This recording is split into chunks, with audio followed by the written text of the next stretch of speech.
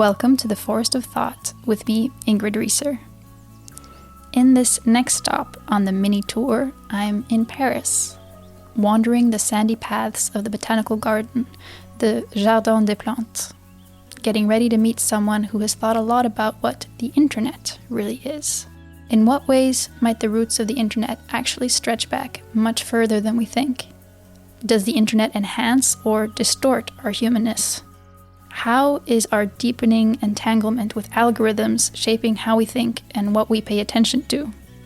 Our guide for this episode is philosopher and writer Justin E.H. Smith. The things that flash past us on our screens and solicit our attention are not okay with us not attending to them, right? And so they seek to seduce us. So the problem is not information overload. The problem is, let's say, deceptive solicitation of our attention. Justin E.H. Smith is a professor at the Department of History and Philosophy of Science at the University of Paris and is a writer of both nonfiction, fiction, and poetry. His latest book is called The Internet is Not What You Think It Is, in which he traces the deep history of the Internet and asks what's happened to the age-old utopia of outsourcing our thinking to machines. Justin and I met on a sunny Friday in summer of 2022. We wound our way up onto a small hill in what we hoped would be the quietest corner of the gardens, which turned out to be not particularly quiet, and talked there in the shade of a few majestic trees. I was actually wondering if you always knew that you wanted to be a philosopher. How funny, that came up recently. Yes and no. I had, I think, a crisis around the time I was 10 or 11 years old that made me weird and deviant. Really? Yeah, whereas my first 11 years were like I wanted to be a cowboy and drive a pickup truck and do This is in things. Sacramento? Yeah, well, outskirts of Sacramento, kind of rural outskirts. So, no, it's only post-crisis, but on the other hand, I do have memories of being really young, like 5 or 6 years old, and being deeply concerned about some of the basic paradoxes of existence and of physical reality, the impossibility of there being a beginning of time, but also the impossibility of time going on forever, the impossibility of there being a boundary of space, but also the impossibility of space going on forever, and so on. I was deeply worried about these, and I felt like what we think of as reality must be some kind of trick or illusion or deception, and I felt perplexed and angry about this. Wow. And I gather that not everybody goes through that. No, right? and certainly not at the age of 5 or 6. I also think when I was very young, I feel like I have memories of, I don't want to say pre-existence, but my first thoughts were something like, okay, this arrangement is going pretty well so far. It's not as good as what I had before, that's so interesting. But I can work with this. And it wasn't a conscious belief in metempsychosis or pre-existence or anything like that, but it was, let's say, some kind of weird metaphysical presumption that, again, I don't think everybody has. No, exactly. Although I do think that people, that it might be more common than we think. Yeah, kids are often wild metaphysicians. Yes, and then exactly. they have that beaten out of them by the practicalities of but you adulthood. managed to retain that even from the age of that age and then carry it through to working as a philosophy professor? Yeah, I guess. Becoming a philosophy professor, how did that happen? Well, I went to grad school in philosophy because I felt like I hadn't really learned enough as an undergrad and I wanted to learn more. And I thought philosophy was a discipline that would allow me to just learn a whole bunch of everything. And then it was only in my 6th year of graduate school that my funds were drying up, and I realized I was going to have to get a job. So it was never with a career in mind. Right. It was just a combination of curiosity and then practical constraints, right? Well, maybe we can return to that, but I wanted to talk to you about your latest book. Yeah. So The Internet is Not What You Think It Is. Yeah. Which I think is a great title. But could you say, what do you mean by that? What do you mean that the internet is not what we think it is? Well, that was my my editor's title, and my editor is always right. He knows what to do. Oh, no. It's the first sentence of chapter 2, and chapter 2 is the chapter that explores the limits of ecological or naturalizing metaphors for internet technology, right? So I look at a number of different cases of telecommunication throughout the natural world, from the fungal networks that connect the roots of trees to chemical signaling in lima bean plants and sperm whale clicking and all of this stuff. And I suggest that in their case, the telecommunication is species specific. It belongs to what, in an Aristotelian sense, is their species nature. And I try to push the idea that this activity that we now do through the mediation of the internet is also something species-specific to human beings. And you might say, that's absurd. We've only had the internet for what? 20 years, 30 years, 40 years. In any case, not that long. The internet has not been around as long as there have been human beings, obviously. So how can it be species-specific? Well, this requires a special approach to what you might call the philosophy of technology, where technology is something that that enhances what we have already been doing. And what have we already been doing? Well, we've been developing long-distance networks in which we, most importantly, engage in signaling, right? And we know that there were vast networks of trade as far back in prehistory as we can trace, and an important part of these networks was establishing what kind of person you are, right, by wearing a particular kind of brooch or whatever. So in that respect, I want to say it is something species-specific, but there's another sense of the internet is not what you think it is, where it's not an enhancement of our species nature, but a distortion and a perversion of that, and maybe we can get to that later on. Because I do think that, like you said, maybe one of the points that I think you're making in your book is that we think that everything is, we're not very good at seeing things in a historical context, and we think that it's somehow just radically different, but then we have, like you said, we have been doing this for a long time. And I mean, I also think about something that David Abram, I don't know, has written about. So, for example, about how people did see everything as connected through, for example, the wind or a psyche or soul, or these things, and that one could pick up on messages through that. There was an invisible connecting force, and it's just that now the invisible connecting force is Wi-Fi, and we've kind of lost. If there was an ability to do the other kind of signaling, messaging, listening, then this very loud and in-your-face version of technology that we have now makes it so difficult to see that. Exactly. There was always a presumption that action at a distance was possible, and now we've just kind of developed a technology that, in a sense, comes good on that presumption. And it's the concept that interests me, whether you conceptualize it in terms of the wind or of a world soul, or whatever. It's the concept. It's the fact that people have been thinking about it that's interesting. Yeah, and David's idea is, I guess, that we're sort of we miss this this world that feels alive, and so we try to make it alive by putting sensors and everything. This kind of so it's sort of interesting. But tell me how you feel that this is actually not an enhancement but a distortion. Well, just that it's subordinated to the algorithmically driven, attention extractive global economy that is now, I think, truly the driving force of the world economy. And as long as it's like that, it's going to be dirempting our relationship to it down paths that cannot possibly enhance what we've always been trying to do. But say a little bit more about what you mean by that. In what way is attention and the internet and the global economy? Well, in the sense that what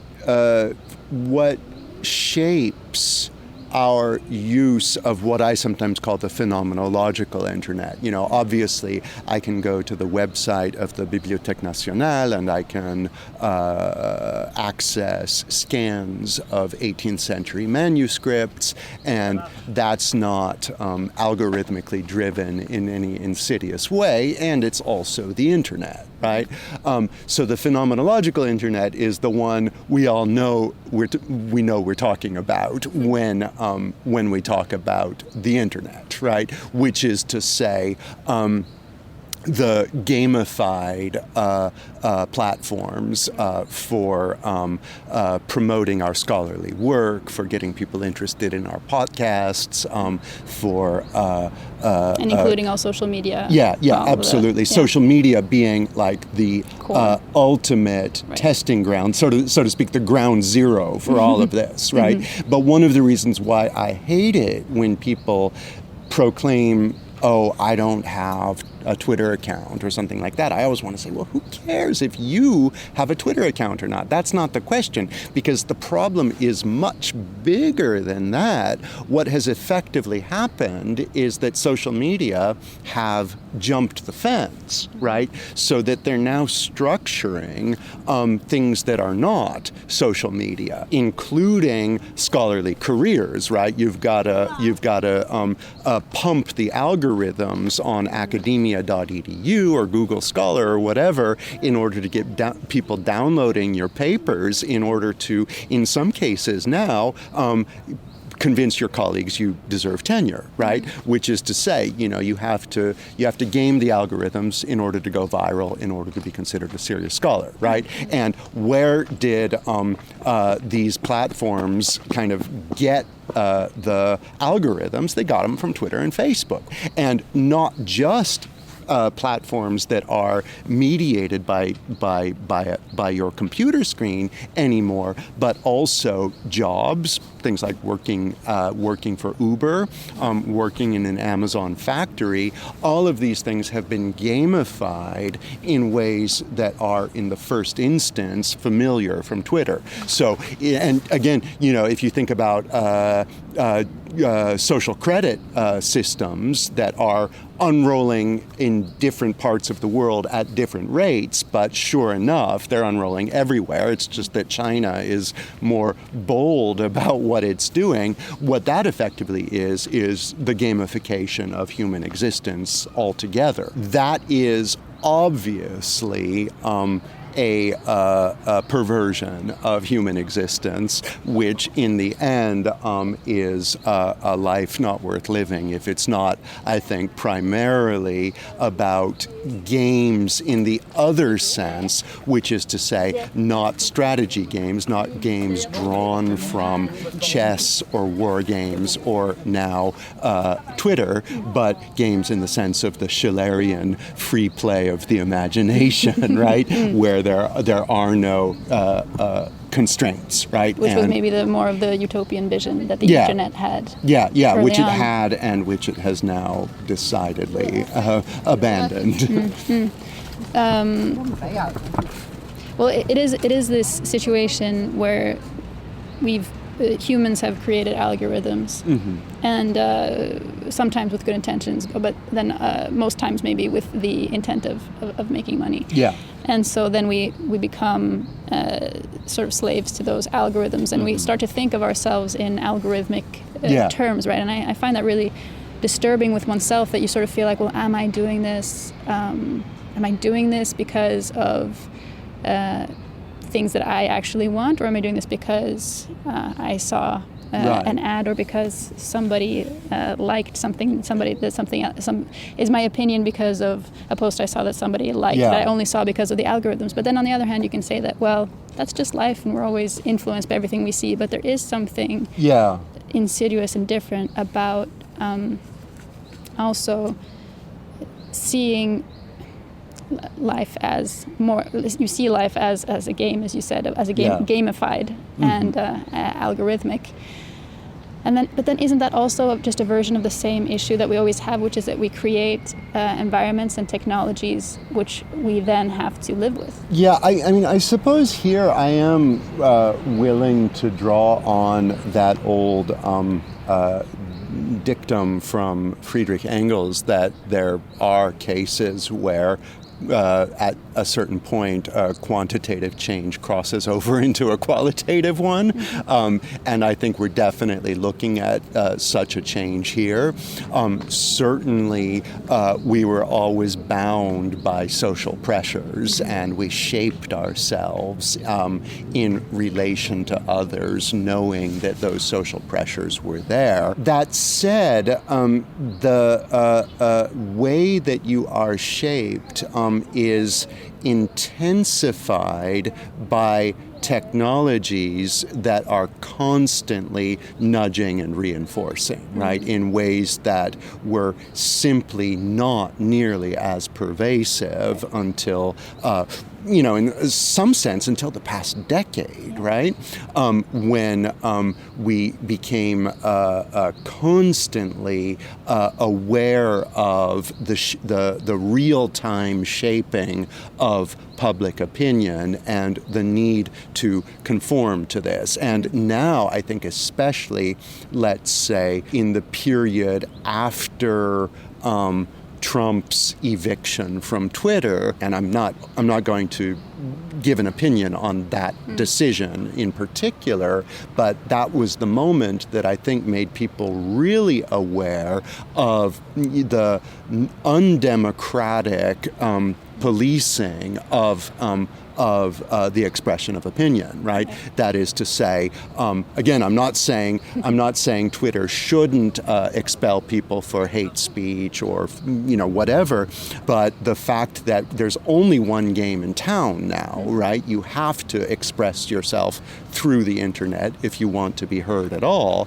and that the determination of what the norms and boundaries of expression are is being made by private corporations, right? And we have no say in it. Those private corporations are presenting themselves as the arbiters of common sense morality, but they can't be the arbiters because they're driven by profit seeking, right? Yeah, exactly. And isn't it weird and paradoxical how, at least when you talk to people who were already adults in the 70s, so not myself, but that it seemed that even though we have, in one way, democratized the possibilities for expression through in the sense that everybody can have a blog or anybody can start a podcast like I did, it still seems that opinions are becoming more and more streamlined. So even and maybe perhaps more polarized, but there seems to be just less variety, which is very ironic and paradoxical. Yeah.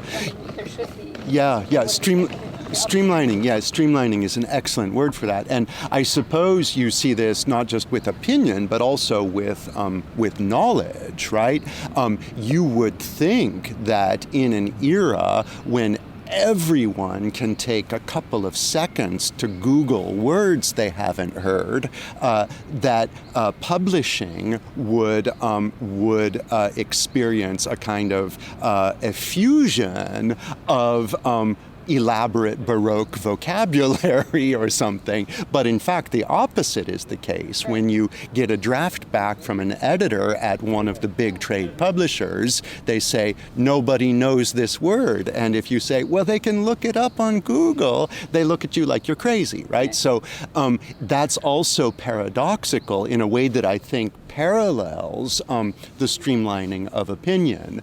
The internet is not doing what it could be doing for all of us, which is enhancing our knowledge and familiarizing us with a greater range of opinions. It's not happening. And in the case of opinion, you can understand the political motivation behind it. In the case of just, knowing stuff, I'm genuinely puzzled.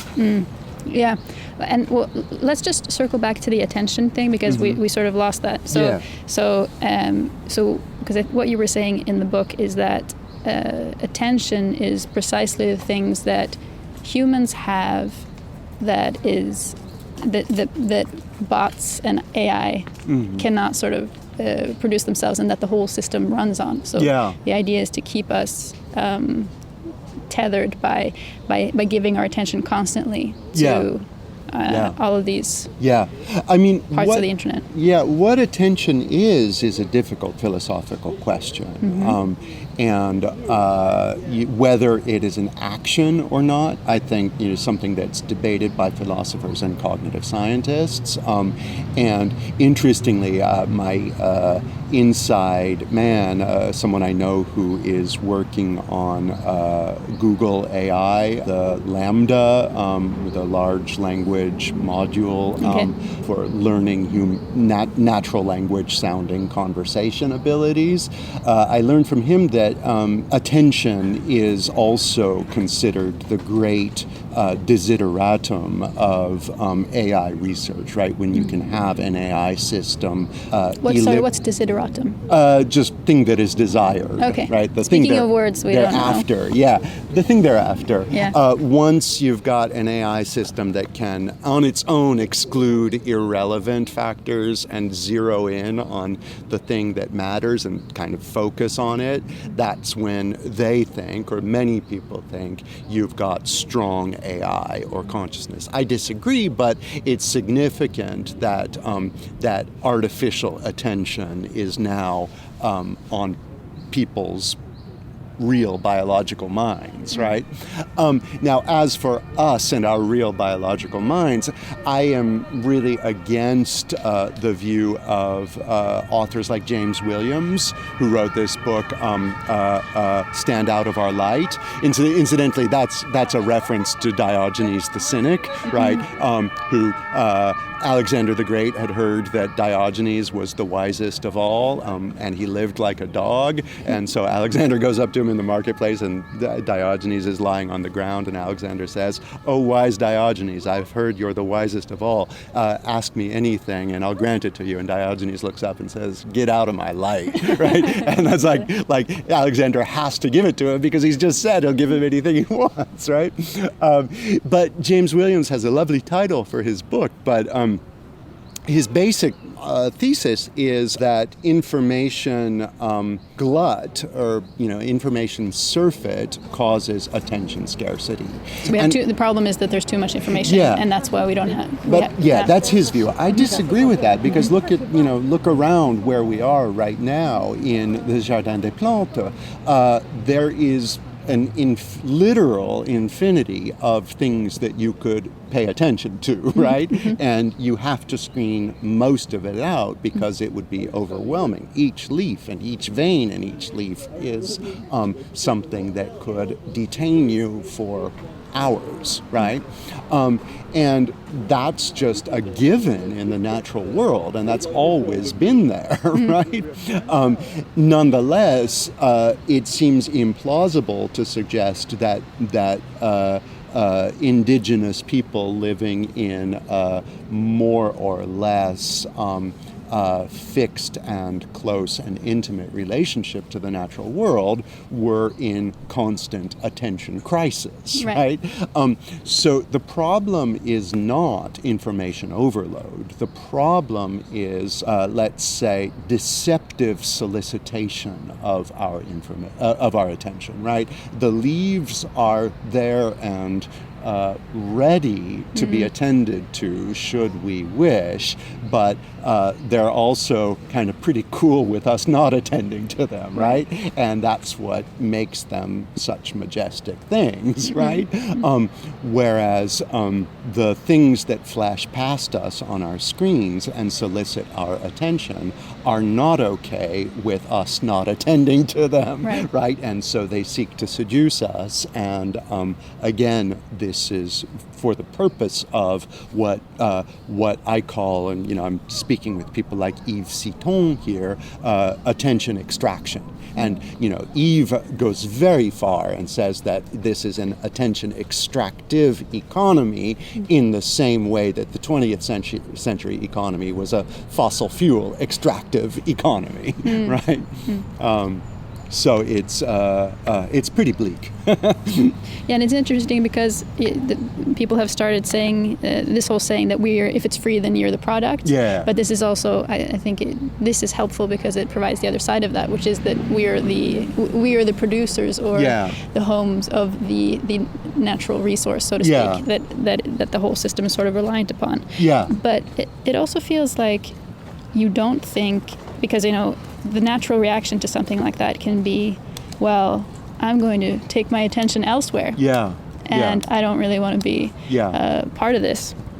And I mean, I do think that I have these a tendency to be drawn to that, and a tendency to want to just spend or just get rid of my smartphone, for example. Yeah. And I do have friends who have done something similar, but I feel like that's not the path forward that you're sort of envisioning. Well, I feel like, this is across the board. I feel like pushing things down to individual conduct is itself a kind of neoliberal trick, right? And it's the same with recycling and carbon offsets and things like that. It's not my individual problem, and I'm not going to change the world one way or another. If I do change the world, it will probably be by talking, and that will be an infinitesimal but still not non-existent change. And if I'm talking, it will probably be heard because it's broadcast on the internet and so on, right? I'm not going to make any significant difference for the world's problems if I'm good at the triage of my plastic and aluminum or not. And to convince us, I'm not saying you shouldn't do it. I'm not saying you shouldn't recycle.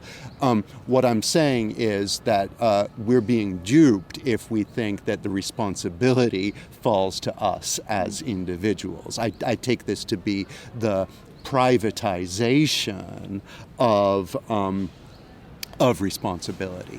So similarly, I don't think it's particularly important politically if you have Twitter or if you have a cell phone or not. At the same time, psychologically, as an individual, it can be very important, and I, like you, also think at least once per day, as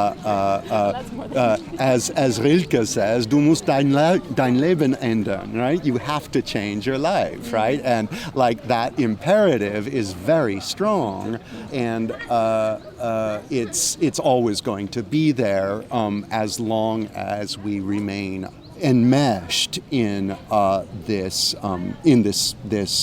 technological system. Yeah, and I do think that it becomes also an easy way out to say that we are, because I agree with you that it becomes this you just need to buy organic and then everything will be fine. I mean, the problem with that is there's so many problems with that. But I also think that if I do, for example, step back and try to keep my attention mine, and I mean, I've noticed that we spent a year living in my partner's family's mountain cabin, and there's just a lot less impressions. And I noticed after a few months that I did feel like, well, more of the thoughts that I'm having feel like they're coming from myself. Yeah. I'm not constantly reacting to or being in response to other things. Yeah. And that's coming from somebody who's not, I don't feel like I'm in, that connected to the pulse of things. So I can imagine it's even more for other people. Yeah. So I do think that if we do that, the nature of our thinking and being will change to the point where it could also be very politically relevant. Yeah. And I also have a sort of non-linear way of thinking about the world where I don't think we don't know the result of what we do. So you never know what's going to happen. Yeah, that's right. Yeah, that's compelling, I think. I mean, for me, well, I'm kind of I think a lot of different and contradictory things about this. I don't have a line to push, really. I know when I visit my elderly mother and her husband in the United States, and they have MSNBC and Rachel Maddow blaring all the time, and they are extremely, let's say, proud of themselves for not being part of the Fox News team, like their neighbors.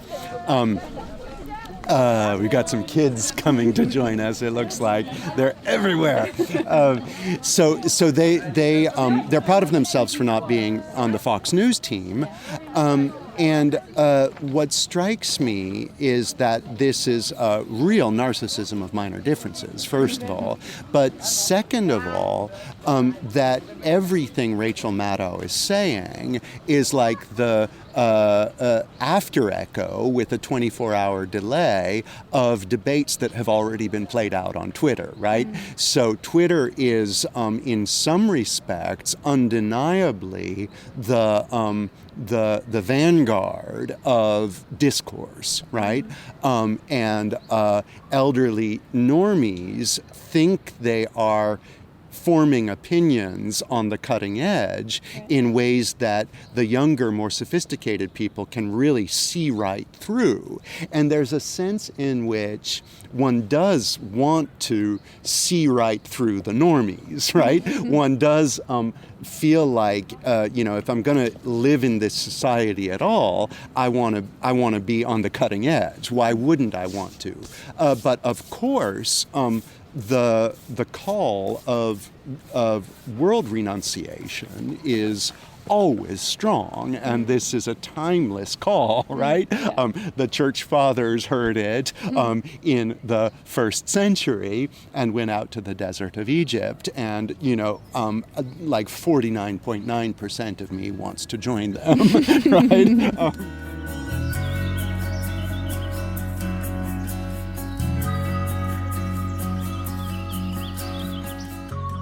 Maybe we could talk a little bit about Leibniz. Oh yeah, that's always because he's one of your favorites, as I've gathered. And because you talk about him in this, in that you're kind of tracing the history of the internet all the way back to Leibniz, who he lived in the 1600s, and he was brilliant in all kinds of different ways, developed calculus, and so he had created a kind of calculating machine that was binary in the same sense that a lot of our computer systems are. And so what I think is kind of interesting about those great thinkers of that time, so like Leibniz and also Descartes, who was his contemporary, is that they were kind of interested in, well, how far can we get with rational thinking, with reasoning, with calculating. The idea being that, there were also more important things that humans should spend their times on. Yeah, right. They're the things that could not be calculated. Right. But another thing that strikes me is also that for them, the reality of God was so, as a metaphysical truth, the existence of God was so real. Yeah. And so even if there was no sort of idea that the whole world was mechanical in a sense, because there was always that mysterious and alive force at the center of it. But the things that they sort of set into motion in which we're seeing sort of what we have today is a world where God is certainly not a metaphysical certainty for a lot of people. Right. And then the risk is of seeing, then there's no reason to think that the world or the universe or the cosmos is alive. It could be just a complicated machine. Right. Yeah. Well, of course, there's so much to say there. And I just opened a very small question. Yeah. So I thought you could just give us the answer too. Well, indeed, the image of the natural world as a clockwork, as a great mechanism, emerges in the 17th century, the famous mechanization of the world image. And this is also the period that is correlatively described as the period of the disenchantment of nature, as Max Weber put it. And Carolyn Merchant in around 1980 put it as the death of nature, right? So in some respect, Descartes and Leibniz are responsible for that, right? But it's a complicated legacy, and you can't just say shame on you guys. Oh, certainly right? not. No, I would agree with that. For one thing, Leibniz thinks that in the end, nature is mechanical ad infinitum, as he puts it, but nonetheless there is one thing that is not mechanical, namely perception. And why is perception not mechanical? Well, because it is translatable into the activity of monads. And what are monads? Well, they are the immaterial nodes of perception. Sounds a bit circular there, but just bear with me. The immaterial nodes of perception that constitute reality. And the machine of the world, in a complicated way I don't have to describe for you, is derived dynamically from the perceptual activity of immaterial monads, right? So to say that everything that happens in nature is mechanical is only one side of the coin, and the other side of the coin is to say that yes, but nature derives from something else, right? That can't be accounted for mechanically, right? That's an addendum that Leibniz makes to the mechanical philosophy, in part because of the perception of a kind of incompleteness in Descartes' system. So is Leibniz disenchanting nature or re-enchanting it? It's a very complicated question, but we can nonetheless just kind of, with that amount of information, appreciate what Leibniz has in mind when he says, in developing his so-called reckoning engine in the late 1670s, that this engine will relieve human minds from the burdens of mere calculation that machines can do for us just as well. And what's left over when you take away the kind of thinking that machines can do? Well, contemplation of the good and the beautiful, for example, right? And that's something machines can never do, and that we're freed up to do more of when they're doing the number crunching. And who wouldn't want that, right? But the problem is, of course, that we've arrived now, in part thanks to Leibniz, regrettably, in a world where the machines are also substantially shaping what we take to be good and beautiful, right? Exactly. So it's a mixed legacy. It is, and I do feel that there's, because the unfortunate thing is I guess that the people who, and especially people who are at the forefront of developing these technologies, I mean, whether it's somebody like Elon Musk or I'm sure others, there is a certain. It's interesting because they have certain ideas about how the world works and certain ontological ideas and ideological ideas that just become sort of the foundation upon which these technologies then are built. And I feel like one of them is this idea that the world is a very complicated machine, which we can't fully understand, but there's no reason why we shouldn't be able to, for example, create AI that is basically in all relevant ways like a human. Yeah. And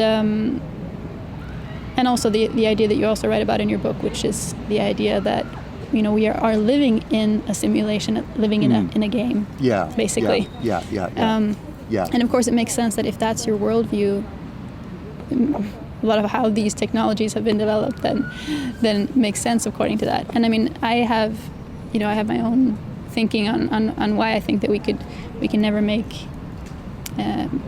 machines that are human. But I don't know what is your thinking on that, and how because it's also like within their sort of worldview, it's hard to use arguments that they consider relevant. Yeah. And you start with the simulation argument, which is evidently a very convenient thing for someone like Elon Musk to believe in, right? Like, what an astounding coincidence that all of reality just happens to be structured in accordance with the principles that are also structuring the things he's trying to sell, right? And maybe we should say, for if people haven't heard of it, so this simulation theory is the idea that we're sort of living in a simulation, and we are created by some virtual reality designers. Virtual designers in a more real reality beyond this one. So I can see the ideological underpinnings of this just as clear as day. And here's where I think being in part a historian of science really helps, because obviously this isn't the first time in the history of technology that people have been so impressed with their own inventions that they imagine that the whole world is fundamentally like the thing they've just invented. And we just talked about one important example of this, namely the clockwork universe. In the 17th century, horologia were the most sophisticated machines around, right? Like the famous Swiss clocks, right?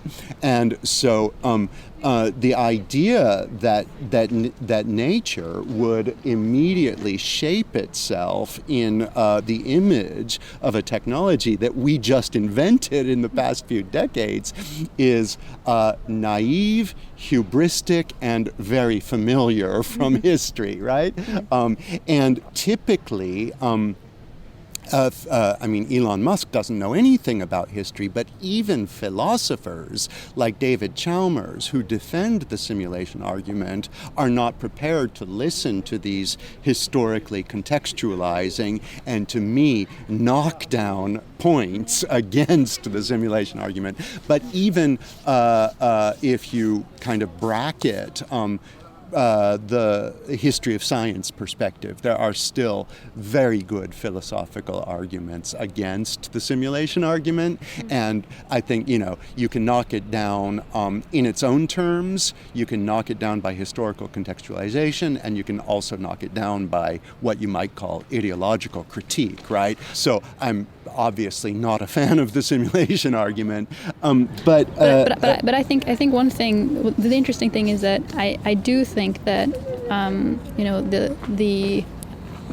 our idea about what reality is that is sort of mainstream right now, I do think that that's probably quite limited, and it's certainly possible that there are other dimensions of reality with which we are not very familiar that are affecting us in ways that we are not realizing. I mean, I have nothing against Gnosticism, and it's been pointed out that the simulation theory is a form of 21st century Gnosticism, and that would be fine if they would just acknowledge right, it, I see, right? Rather than think they're coming up with some new thing. Yeah. No, fair enough. So I agree, absolutely. I mean, it's quite likely that reality is not at all as it appears, right? Yeah. And as you already realized at 5 or 6, apparently. Right. Yeah. Well, as I feared. As you feared. Yeah. And maybe getting back to the question of AI and whether AI can ever be made human. Yeah. I mean, I think what we're already seeing is that AI can be made to execute tasks of interest to human beings, but in making it do so, we have to make it very different from human beings. And this is something that's been illustrated very clearly by AlphaGo, the AI designed to beat humans at Go. And Go was at one point considered like the great uncrossable boundary. Chess was easy, whereas Go, because it's all just calculating probabilities, which machines can do, whereas Go was somehow all about intuition. When the AI first started winning against human beings at Go, very, very recently, in the late 2010s, it was making opening moves that the analysts thought proved that it was malfunctioning, right? It was doing things that were so weird that they thought this can't be right, and then it won, right?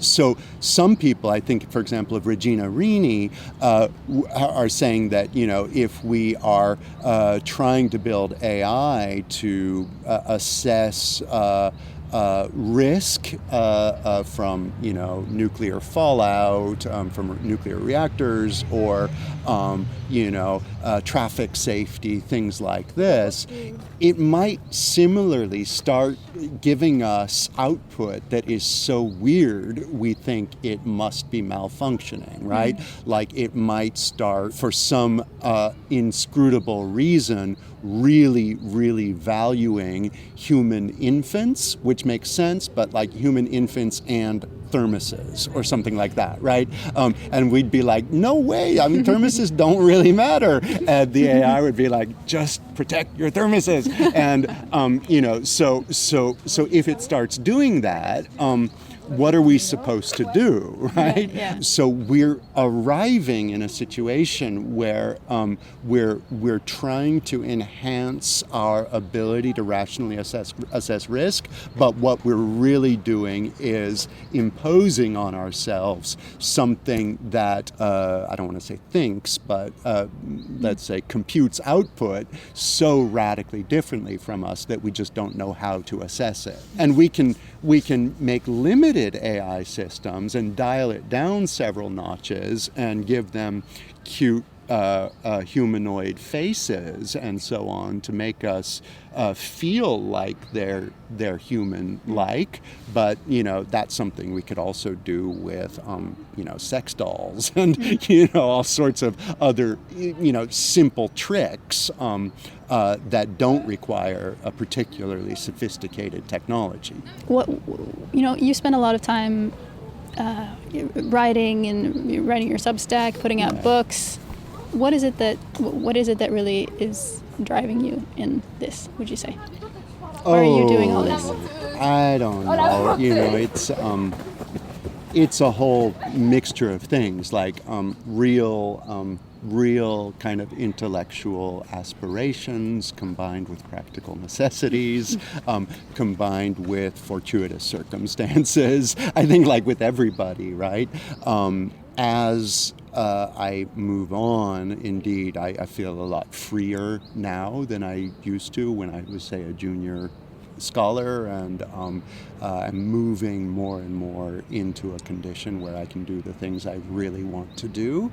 And what is that? I suppose it is to model a kind of playfulness and curiosity that go against the streamlining of our public and intellectual life, and that, so to speak, to use a phrase I often use, go against the algorithm. And I don't think it's going to save the world, but as you say, we don't ever really know what our actions are going to bring about. Exactly, and I did feel like one of the things in your latest book is just this, just trying to underline and explore in more detail in what ways we are limiting our freedom for thinking and expression. I mean, freedom's a complicated word, as you note as well, but that there are these sort of subtle and nuanced ways in which our perception, our attention, our consciousness is shifted and becomes algorithmized, partly through just the addictive nature of the internet, and but that we don't really we don't notice how much it is affecting our freedom to try to do the things that we want to do in life. Right. And paradoxically, I do think that there's something about extremely online culture, in contrast with normie culture, that is more aware of this, right? And that what the least desirable situation to be in is the normie MSNBC addict who doesn't realize the power of the external forces that are shaping and limiting their range of opinions. The worst thing in the world is to believe of yourself that you have opinions when in fact you're just a vessel. Right? It's pretty bad. But I mean, we could sit here bashing the internet for till the cows come home, if there were cows here in the Jardin des Plantes. But do you have any thoughts on beyond the various reasons it's not working well? Like, well, what do we need to either start doing, or what questions do we need to start asking ourselves to try to improve this situation? Well, yeah, I mean, I think I always say that I'm not a policymaker. I'm more of a basher. Tell us what to do. There are models for this. I think of Foucault, for example, who kind of made the negative case about prisons, insane asylums, and so on, and then let other people try to figure out what to replace them with, right? And I do kind of follow in that line, and part of this is just a matter of technical incompetence. I think there are two things that can be done if you want to ask Chernyshevsky's old question, what is to be done? Well, I guess two things. One is, so to speak, top-down, and one is bottom-up. Top-down is, say, the state seizes private social media companies and turns them into public utilities. Do I think that would be a good idea? No. I think it would. My strong inclination is to suppose that would be even worse than what we have now. But let's call that, so to speak, the communist solution, and then the anarchist solution, bottom up, which is that viable alternatives are developed in the world of open source, not-for-profit computing, and I don't have the technical knowledge to contribute to that in any way, so someone else is going to have to do it. All right. Well, we'll see who'll pick up we'll heed that call then. Yeah. Okay, but thank you so much for taking time this was lots of fun. Under the trees. Yeah, thank you.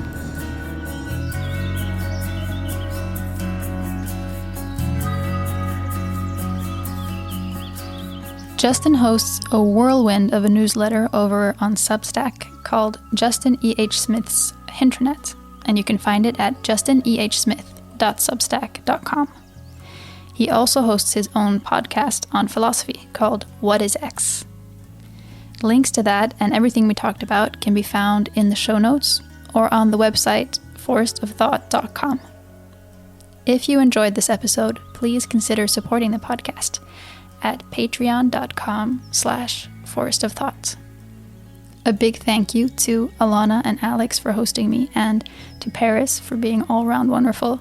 And of course, thank you so much to all the patrons that made this trip possible. So the mini tour rolls on, and in the next episode, we'll find ourselves in another garden on the other side of the English Channel. I'll speak to you then.